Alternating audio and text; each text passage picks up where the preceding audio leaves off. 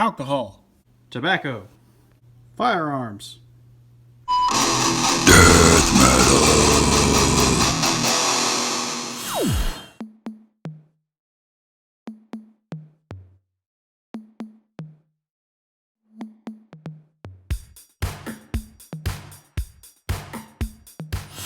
Hey everybody, it's Luke with Figure Me Out. Today we're looking at the Marvel Legends Negative Zone Spider-Man, also known as Cookies and Cream Spider-Man, also known as Oreo Spider-Man. Trying to think what else.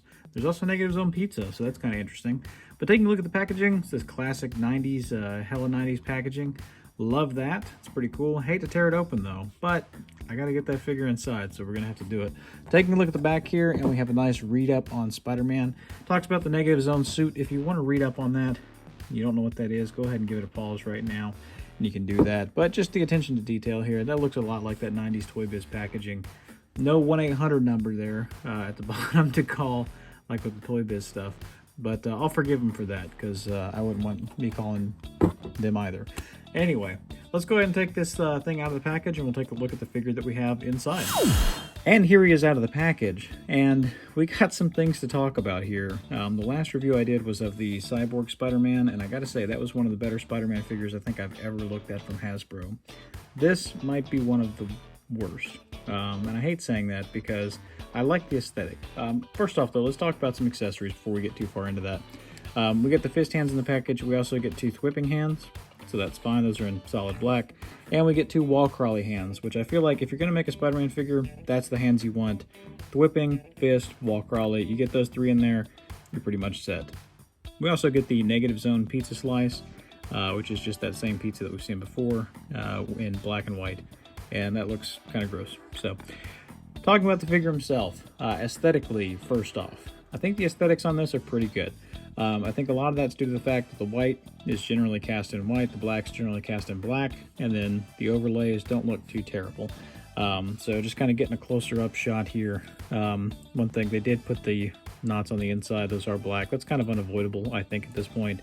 I don't think that they're ever going to find a way to do that. It seems like you can cast the peg half and half, but then maybe it'd be susceptible to breaking. I don't know how that works. I'm not a action figure manufacturer, so I couldn't tell you. I do know it looks like crap whenever they do that. But on this one, it's not as noticeable because, you know, cookies and cream. And there's the cookies and there's the cream. But Spider logo is painted clean enough. It's a little crooked on mine. The one on the back looks really good, though.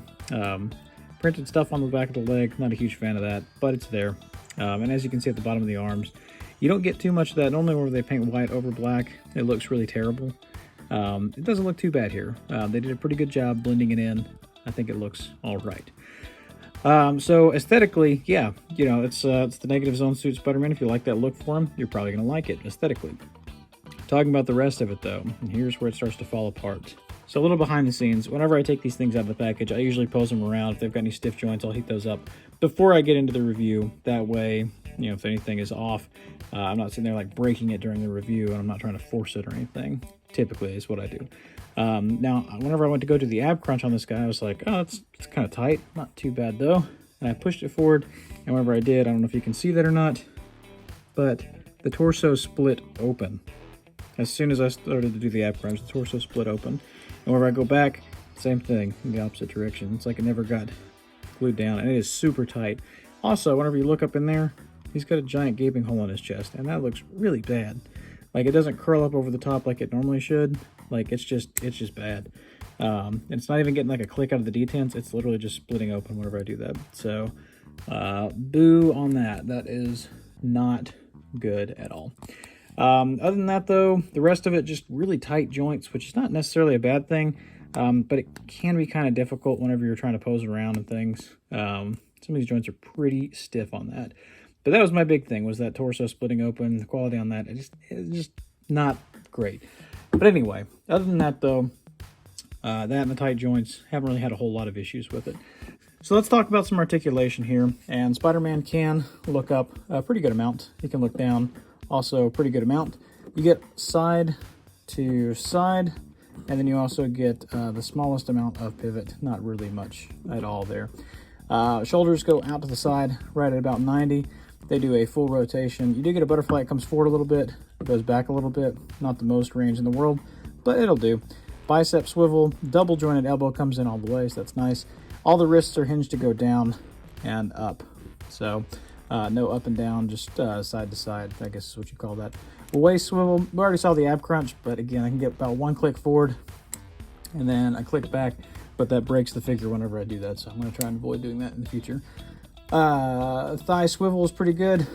Legs come out that far, which we know this about Pizza Spidey. It's pitiful, and that's what we get, so it is what it is. Double jointed knee comes in all the way, which is good. I wish there was a boot cut on this. There's a perfect opportunity there for a boot cut. I wish they'd just go ahead and add that into this mold. Anyway, feet go down, feet go up. A pretty good amount right there. And then you do also get crazy ankle rocker pivot. One other thing though is this Spider-Man does kind of have those duck feet where the feet look really big. So that's one other thing aesthetically. If you're not into that, then it's something to note. For a quick size comparison, here he is next to a few other Spider-Man. We've got the Tom Holland Spider-Man from the Civil War 3-pack, I think. The reissue of Pizza Spider-Man from the retro card with the sausage instead of the pepperoni pizza. We have the newest Spider-Man, the 90s Spider-Man that came out earlier this year, also on the retro card. And then at the end there, we have the Andrew Garfield movie Spider-Man, which, you know, at first I really didn't like that figure a lot. I thought it was okay. But the more I mess around with that, the more, that's a really good Spider-Man figure, honestly. Shoulders are a little wonky, but the texturing on the costume and everything, like that's a good figure. I like that figure a lot. More than Negative Zone Spider-Man, but he does stand out though. He does make a profile, so I gotta say that about him. And here he is next to the new Carnage figure. I just happen to have that line around, and I think they scale pretty well. Carnage may be a bit tall, but looks good together. And finally, for our standard comparison, here he is next to the Marvel Legends Union Jack, which utilizes the Bucky Cap mold, and then also the McFarlane Fortnite Skull Trooper, which is in a 7-inch scale, so you can see it's a little taller. I may have to get a whole crew going of just guys that are dressed in black and white. You know, that might be kind of cool. Have a whole shelf of just Oreo shelf. So that's it. That's the Marvel Legends Negative Zone Spider-Man on the retro card. Overall, kind of a disappointing figure. The original Pizza Spider-Man came with an additional unmasked head, or a half unmasked head, and then also a Build-A-Figure piece. Now this one does come on the retro card, so I got to give it little points there. But with the quality control issues, the stiff joints, you know, it's one of those things. If you're really big into Spider-Man like I am, you probably have to have it, and I had to have it because it's, you know, it's a new Spider-Man costume. If you're not that into Spider-Man, or if you don't care about this costume, probably easy pass on that one. I wouldn't worry too much about trying to grab it. But let me know what you guys think in the comments down below. Hit like, hit subscribe, check me out over on Instagram, Luke_figuremeout at Instagram.com. Have some more stuff up there at some point. It's been kind of all over the place recently, just this and that. But let me know what you guys think. And in the meantime, till we meet again, happy collecting.